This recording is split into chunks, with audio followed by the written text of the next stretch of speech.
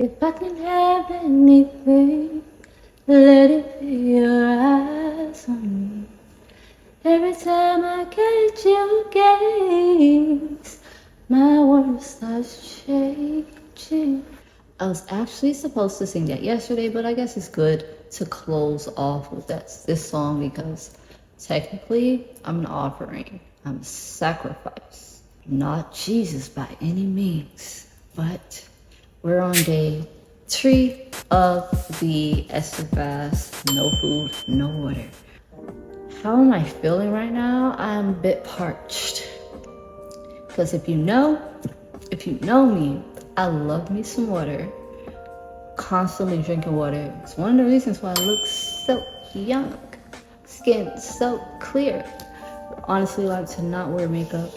Part of the reason why I got this tattoo outside of being a tattoo artist, but yeah, I have a face tat. It's a snake. I will get it removed. Can't wait to tell you guys about that story. But snake on my face. That story goes so deep. And now I just put makeup on it every time I'm at church because I know how people think. I have the spirit of discernment. I don't have to talk to you to know what you're thinking about me. I'm not bothered what people think about me. I'm bothered what God thinks about me. That's another thing. My bones was showing in that video. Chest plate was showing a bit. And I'm not really bothered by it because I know I'm underweight.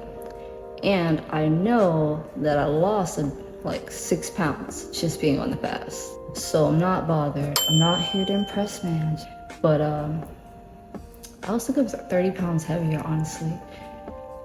That's actually the thing that led me to my first fast, the Daniel fast. I was idolizing my weight because I was on a quest to be about 200 pounds because my average weight's supposed to be 126.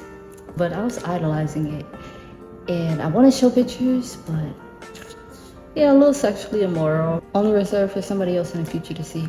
But yeah, when I gain weight, it doesn't really go. It kind of goes to my arms, kind of tiny bit in my face, but mainly my lower half. Because my legs are long because my torso is shorter, so I have longer legs. So I work harder on my legs, and they're like stallions when I work on them. Cannot wait. It is officially 9:36, November 30th. I really can't wait to drink some water, but excited to eat a meal. I have a fast metabolism. That's, I guess, why I was a little apprehensive to ever fast before. When I was vegan, I never saw myself ever doing a fast because I'm thinking, oh, you know, I've been slim all my life. Not this slim, but slim. And I was like, if I fast, I'm gonna die. And God's showing me, but did you die though? But did you die though? You didn't die at all. You look parched because you love you some water. Love some water. Like my god cousin. She saw my hair when I cut it off. I had locks and I took out the locks and they were long. I cut it all off and I started wearing short pixie cuts that were colored neon green, blue, lilac. Like, I was a tattoo artist. It went with the territory, right? But we are on a modest journey now. I don't even know if I'm gonna ever color my hair again. Maybe slightly do the tips or like a dark burgundy one day. But yeah, we're not loud no more. Yeah, as you can see, I got the belt on my mannequin. I was gonna wear that the other day in the first video. So I had like this 3-tiered colored sweater, turquoise shirt. But I love color and I love gold. Like, I was going to church that night to perform and I was gonna wear my glasses, not prescribed, but glasses with some gold in it, gold earrings, chain, watch, and the gold belt. Remember when I was working in luxury retail, I had it on, someone was like, ooh, is that Versace? I'm like, nah, this Versace. I don't know, I forgot where I got that from. I think it was Shane actually, and it held up pretty nice. But I might have to give it away because, ooh, it's so gaudy, it's so not modest. It's so not modest, and God is, you know, putting me in a space of like simplicity. Like, I love simple things anyway, but sometimes I can like some big gaudy jewelry. I used to have the rope chain necklaces. You know, I was really like in a like 80s vibe. back in the day. But anyhow, day one of the fast is when I growled the most. My stomach growled. And it didn't really growl anymore, surprisingly enough. You know, I love to say that, right? But I've been burping more, so I guess that's just gastric burps. But if anything, my body's been way more warmer, and I just feel my veins pulsating more, my heartbeat. I can feel everything, especially since I'm underweight and I lost some weight. I feel everything. I'm just like, can't wait to get some meat in the system. But it is what it is.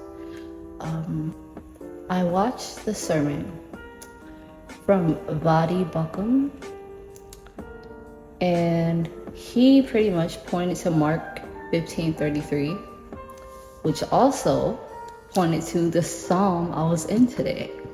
Don't you just love how God aligns everything? So Mark 15:33 talks about, you know, pretty much Jesus saying, God, why have you forsaken me? And, you know, laying out the crucifixion.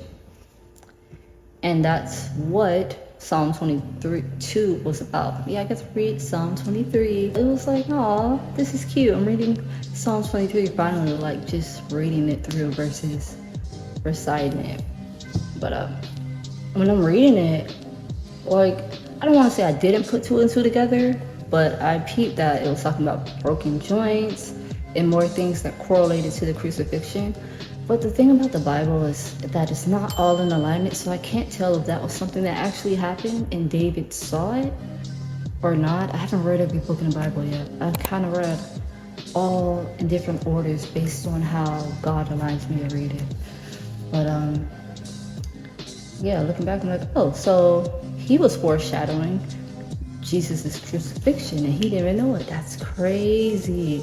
So crazy, because he said that before Jesus was even known and came into existence, and way before crucifixions were a thing. So that was something. I also caught a sermon from Priscilla Shirer. I think I'm saying her name right, but she mentioned about having a posture of desperate prayer, and I realized that my prayers are, I'm not saying way more effective, but I feel them that much more when I'm like in desperation for something. Not trying to say I'm desperate for a new house, new car. God knows, miss my car. Like, God has put me in this weird, humbling season. I can't wait to tell you about that in another video too. So many things I have to talk about. But he got me looking wild to the world right now. God is hilarious. But that's just the thing about people.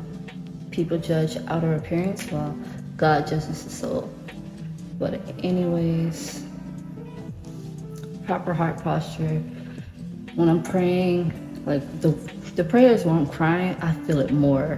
Honestly, I don't want to say I have to always cry when I pray, but I'm like, I guess that's when I'm actually in desperation. And it's always to people and being sorrowful for a lot of people that aren't saved. And I'm like, man, I pray that everybody gets saved in time, because Jesus is coming back. Whether you want to believe it or not, he's coming back. I know it. I can feel it in my bones. He's coming back. And I don't want to say soon. I don't know the day or the hour, because he showed me some stuff way in advance. I'm like, how is this going to happen if you're coming back so soon? Everybody speculated he's coming back very soon. And I'm thinking that it can be in another 20, 40, 50 years. So everybody has time to save. God doesn't want anyone to perish. So he's trying to make sure that everybody gets saved before it all goes down. And I pray it's each and every one of my family members. It feels weird. I feel like the black sheep all over again, because here I am, saved, talking to God, communing with God, and having a deep connection to God, and I can just tell that everybody else is just not really there, and I want to desperately bring people there. Like when I was first on fire for Christ, first on fire for God, I wanted to just save everybody, but I always pray to God to like give me the proper words to tell people to save them. And it's not really our responsibility to save them. Our responsibility is to plant the seed, but to just live like more like Christ. But just planting the seed is, we can't be pissed if we don't save. But then I just start seeing people that were less bold than me saving people. I'm like, wow, what am I doing wrong? But inadvertently, I do believe that I am bringing more people to Christ, because I used to have an Instagram with like 18,000 followers, and I deleted them all, took them all off one by one. I want to tell y'all that story too. But in doing so, in talking more about God, more people were feeling shame, or like everybody's trying to just be in a competition of being more holier than the next person. But yeah, officially ending day 3 is 9:45, and I'm excited to see what comes of this, even if it's nothing, you know.